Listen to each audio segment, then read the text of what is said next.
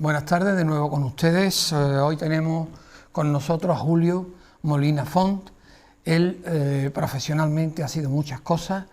Empezó perito industrial, hizo ATS, practicó, estuvo trabajando y después hizo también Derecho, opositó al cuerpo, lo que se llama el A de Sanidad, y bueno, se jubiló ahí, en fin, pero en realidad hoy, Julio, bienvenido al programa. Bien hallado. Hoy lo tenemos aquí porque además de todo eso, a él le ha gustado mucho la historia de su ciudad, la historia de Cádiz, y ha escrito mucho y bien, y libros que se han vendido mucho, ¿verdad, Julio? Bueno, bastante. Bastante. Que esté feo que lo diga yo. ¿Cuál fue el primero? Bueno, vamos a empezar. ¿Cuál fue el primer libro que escribiste? Sí, pues como libro importante así fue la historia de los molinos de marea de la Bahía de Cádiz, aunque anteriormente había hecho ya una recopilación, digamos, de la legislación sanitaria para enfermería, para preparar a los opositores. A los opositores. Hice una recopilación porque no había nada, y como me ofrecieron dar el curso, la parte, digamos, legal, ¿no? Sí. Pues hice esta recopilación. Se puede ver un libro que no estuvo a la venta, sino solamente se le dio a los alumnos, ¿no? Ajá. Pero el libro ya importante, que me costó 4 o 5 años de investigación en los archivos históricos, tanto el histórico provincial como los históricos municipales de varias localidades ribereñas de la Bahía de Cádiz, ese fue el de los molinos. El de los molinos de marea. Que ahora se va. Eso quería comentarte. Sí, ¿Qué pasa con ese libro ahora? Después del 2002 hasta ahora, fíjate, todo el tiempo que ha pasado, 20 años, ahora se va a hacer una edición nueva, ampliada y corregida del libro, porque lo están todavía demandando. Sí. Porque ese libro no fue venal, o sea, no tenía precio, no se puso en librería. Con lo cual mucha gente pues se quedaron sin él, y otros cogieron esos libros regalados y no le dieron importancia ninguna. Eso es lo que tú me decías. Por eso yo nunca volveré a hacer un libro gratuito, ¿no? Claro, mucha gente se quedaron que estaban dispuestos a valorarlo. A valorarlo, ¿eh? Tanto así que vamos, desde la Escuela de Arquitectura de Berlín, pidieron el libro, fíjate lo que son las cosas. Julio, ¿cómo le diría? Pues es muy difícil sintetizar en 2 palabras un libro, pero ¿qué es un molino de...? Un molino de marea. El molino de marea es un molino que molía harina, sí. Los de aquí, porque podían moler trigo, mijo y cualquier otro cereal, ¿no? Sí. Pero los de aquí eran harineros que molían por la fuerza, digamos, del motriz, la sacaban de la marea.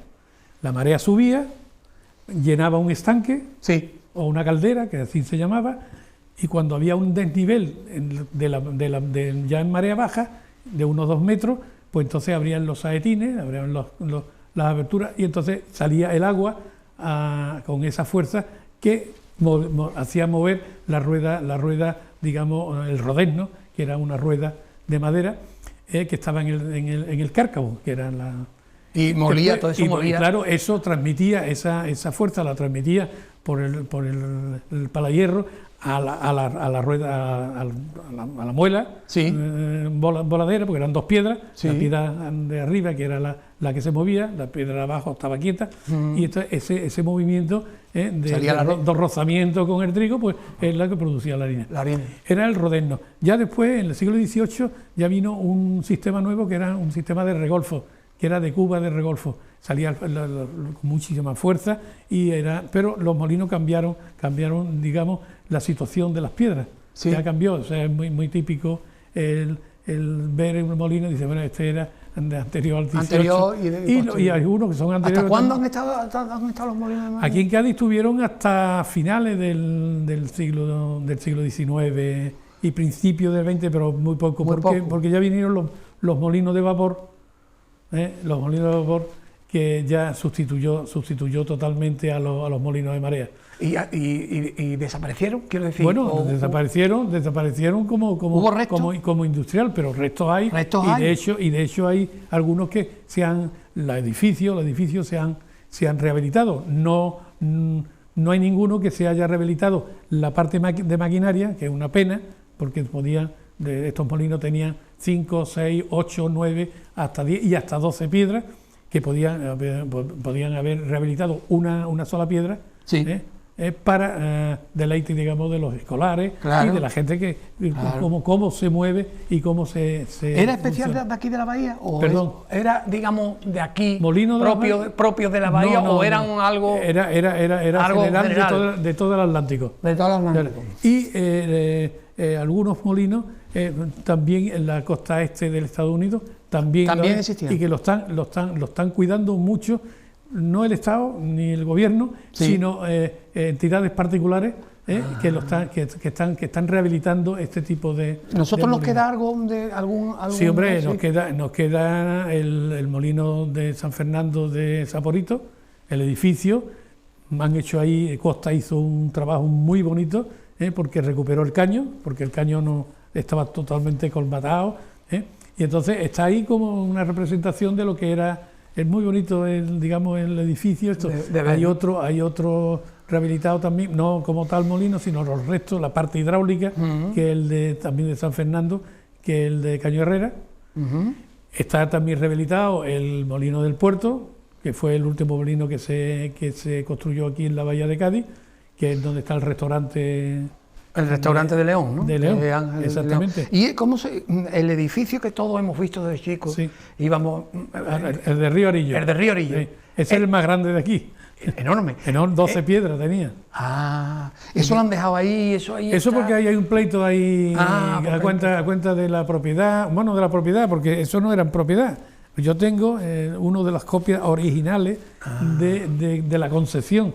Y la concesión lo dice claramente, es una concesión, no es una propiedad, pero ahí hay un lío con Unión Salinera, con el Ayuntamiento de Cádiz, con el Ayuntamiento de San Fernando. Y ahí lo han dejado, Y ahí pero esto funcionaba cuando nosotros éramos jovencitos y pasaba el autobús de San Fernando. Y el tranvía. Y el tranvía. Y nos asomábamos era impresionante. Sí, yo me acuerdo que yo iba a San Fernando en el tranvía, porque íbamos a ver a una tía mía que estaba de monja en el hospital, y yo cada vez que pasaba por allí, yo veía aquello y ¿Esto qué es? ¿Esto qué es? Y nadie me dijo nada. Bueno, es que hay mucha gente que... Y ahí es donde está el límite de la territorio municipal. Exactamente, ahí es donde empieza el emblema.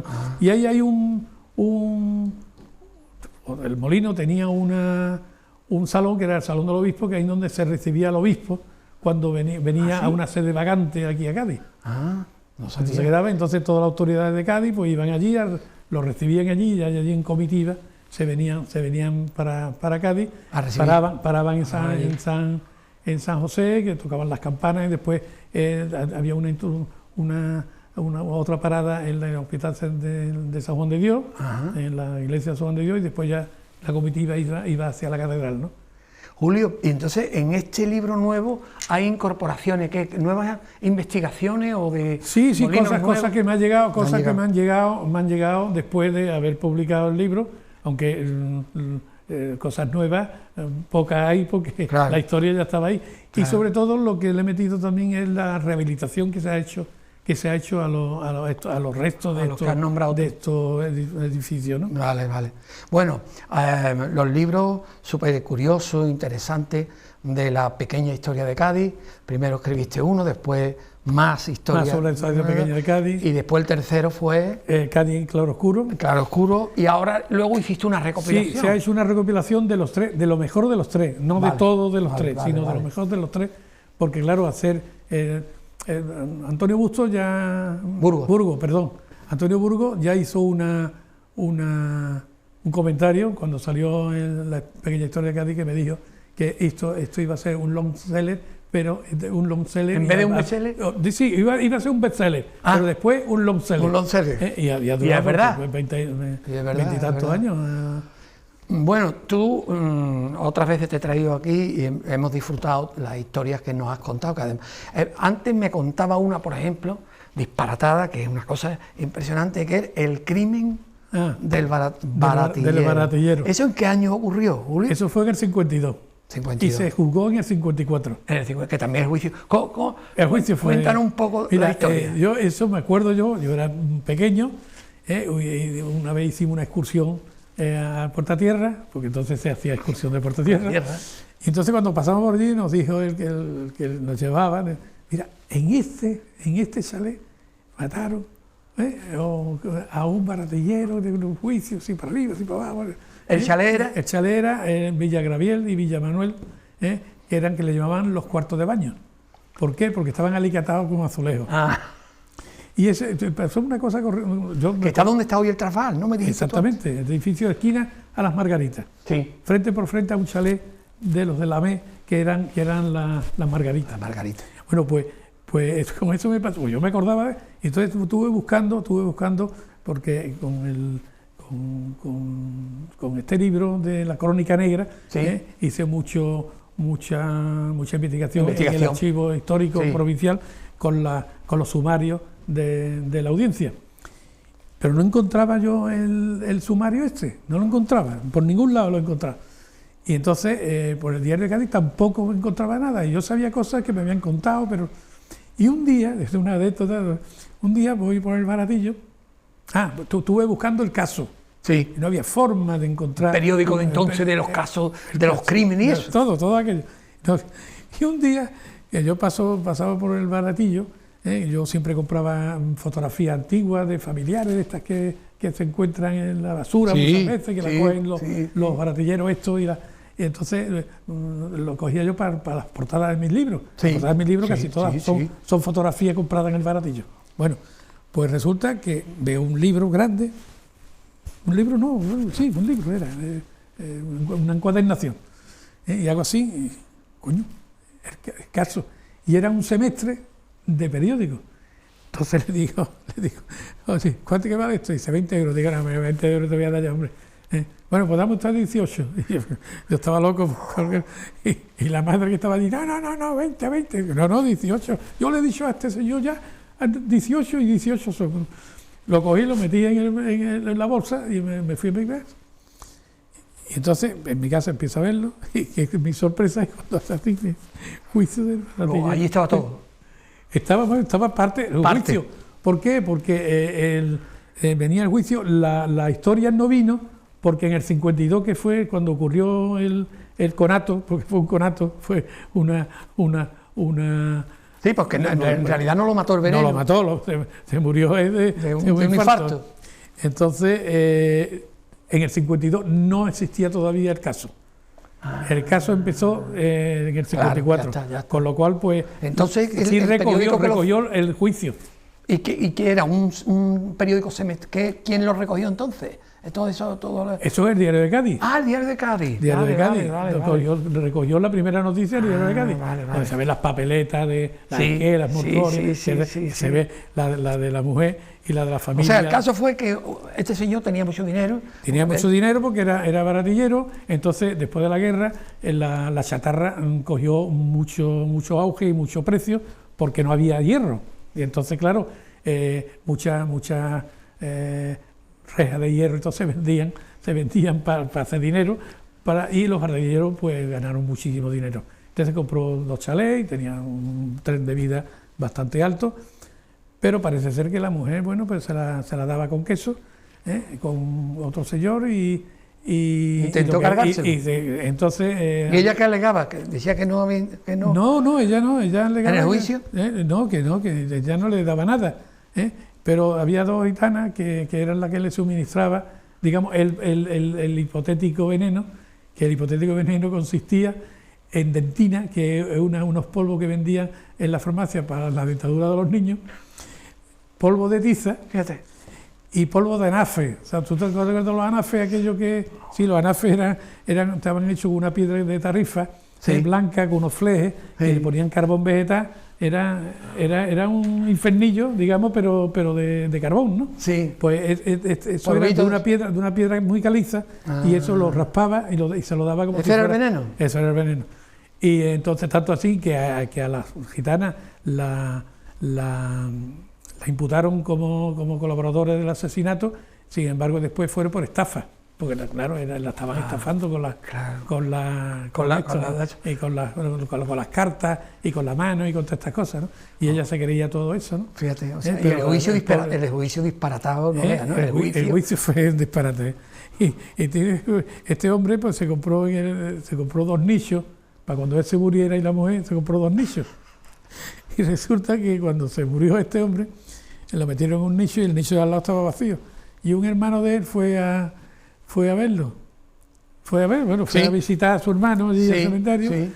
Fue por la tarde, la cosa que se dio una siesta y se metió en el nicho de al lado. Esto es verídico, que no es cachondeo, verídico. Se metió en el nicho de al lado y se quedó dormido. Y se despertó a las 12 de la noche. Y a las 12 de la noche empezó a pegar gritos allí. Imagínate, no se metió pegando gritos.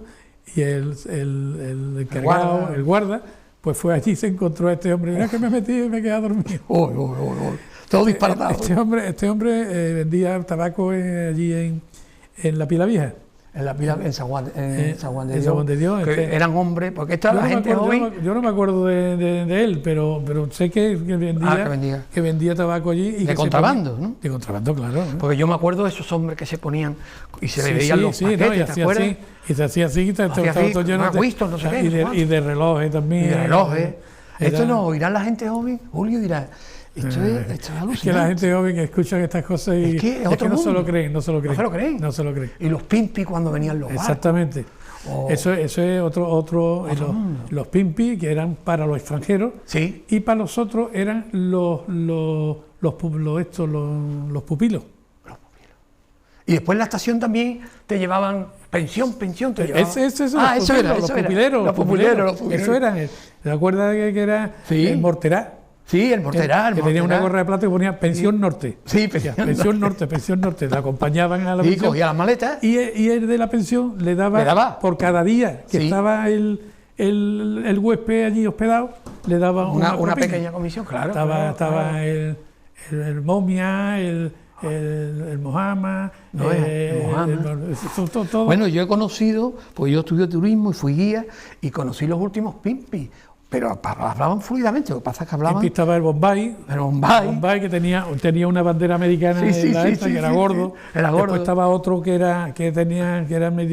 tenía una parálisis, digamos, por el militar, andaba vestido un yankee con unas botas de estas yankees, con un sombrero, una gorrita. Increíble, y se camelaban a los turistas. Lo acompañaban, lo llevaban al cabaret, al Pai Pai, al salón. Bueno, eso también, de ahí has sacado tú, he investigado casas de prostitución. Casas de prostitución, pero un libro que tengo yo, que es la crónica oculta del Cádiz, ¿no? La crónica que tiene un subtítulo muy sugerente, que es Las jodiendas no tienen miedo. No tienen miedo. Y ahí hablo de todas las casas que había aquí, porque quiero aclarar una cosa. Hay una equivocación con estas cosas. La prohibición de... O sea, la República no la prohibió, sino la abolió la prostitución en el año 35. Está documentado todo.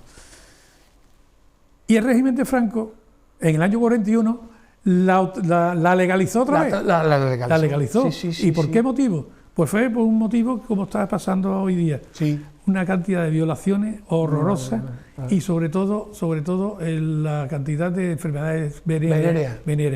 Entonces porque había muchos soldados y muchas cosas, y entonces claro tenían que desfogarse y entonces como no encontraban y entonces se legalizó nuevamente la prostitución. Con sus exámenes dos veces en semana, los exámenes pasaban por el Olivillo, y había dos sifilicomios, que así se llamaban, unos ambulatorios que eran para la sífilis, que estaban uno en la calle Soledad, y el otro estaba en la calle San Joaquín. Pues nos estamos metiendo, hoy en día todo esto es políticamente incorrecto, vamos, a mí me da igual, pero una cosa, Julio, antes que se me pase, la ley de vago y maleante también es de la República. La gente se cree que es del franquismo. Es de Franco. No, Franco lo que le metió fue un artículo más. Fue un artículo. Un artículo más, ¿no? Sobre los homosexuales. Vale. Sí. Pero la ley de vagos y maleantes era de la República. Sí. Y entonces en el 56, por las presiones que hubo de una parte de la población y de la iglesia y esto, pues se abolió. Se prohibió la prostitución. Se prohibió, pero con la boca chica. Ya. Porque es que ellos siguió exactamente lo mismo, ¿no? Claro. Bueno. Otra cuestión, los carnavales antiguos. Antes me comentaba tú, tema Mayoreste. La gente joven no sabe lo que fue aquello. Los Mayores fue en el año 68, vinieron un grupo de chavalas de Montpellier que revolucionó. Revolucionó, hombre, venían con una faldita muy corta. Una faldita muy corta, muy guapa, unas niñas muy guapas, jovencitas todas, y la jefa, que ahora yo he contactado con la hija de la jefa. Sí, fíjate. Con la hija de la jefa, que ella también vino, está deseando venir a Cádiz. Fíjate. Están deseando venir a Cádiz porque ellos siguen con el grupo. Así que, ¿no? De aquella, fíjate. Con la edad que tendrán. Pero, 70 sí. Bueno, lo que pasa es que se han incorporado nuevas también, ¿no? Vale. Pero el grueso son mayores. Sí. Pero están, como decía, que de consumo preferente, porque tienen unos tipos impresionantes. Han estado toda la vida haciendo ejercicio. Exactamente. Y entonces ellas están locas porque la contraten aquí en Cádiz nuevamente para venir, porque tienen un recuerdo de Cádiz que no te puedes imaginar lo que recuerda. Claro. Y ahí, recuerdo que en el año 78 fue cuando pusieron las casetas en la avenida Carranza. Sí. Bueno, pues la invitaron a las casetas. Sí. Entonces le dijo Vicente del Moral, le dijo a la jefa, a Jacqueline creo que se llamaba, le dijo que las niñas tengan cuidado con los chavales de aquí de Cádiz, que somos... Y le dijo la jefa, le dijo a don Vicente del Moral: no se preocupe, don Vicente, las niñas vienen preparadas. En aquella época vienen preparadas. Tremendo. Que luego nos queda un minuto, me están diciendo. Luego aquí en Cádiz, la institución provincial sacó sus propias mayores con la fardita más larga. La marcha era muy marcial, no era una marcha, no era tan femenina. Exactamente. Hay un vídeo por ahí que anda, que se ven las mayores desfilando con los marineros. Sí. Cruzándose, que los marineros se le iban los ojos detrás, y después venían las otras, aunque después de varios años pues ya se fueron modernizando la de la institución. Sí. Y ya no tenían que envidiarle nada a la francesa. Es verdad, pues vinieron y además todos los años había un concurso de mayores en el Estadio Carranza. Sí, es verdad, sí. Hoy Mirandilla. Hoy ya, nuevo Mirandilla, vaya tela. Pues nos tenemos que ir, Julio, lo siento. Pues nada, pues, es que se nos hace muy corto. Esto ha sido cortísimo. Aquí hay historia para es que yo me gusta traer gente, vamos a decir, veterana. Yo soy el primer veterano, porque la gente joven no conoce cómo era ese Cádiz antiguo de los 50. Pues una lástima que se está perdiendo hasta el habla de Cádiz. Es verdad. Se está perdiendo. Sí. Hay cosas que se están perdiendo. Pero totalmente. Y no lo entiendo yo. Es verdad. Este dejadez que hay por las cosas foráneas. Bueno. Que todo lo de fuera es lo que está imperando ahora. Hasta los anuncios de televisión ahora lo dan en inglés y en francés. Es verdad. Eso es de Carolina Herrera. Es verdad. Es que es así. En fin, Julio, pues nada, que muchas gracias por venir. Aquí estoy yo dispuesto cuando tú quieras otra vez. Y nada, seguimos seguro. Porque esto es sub y sigue. Hombre, esto es maravilla. Pues nada, muchas gracias, y a todos ustedes, pues gracias de nuevo, y emplazarles hasta el nuevo programa. Muchas gracias.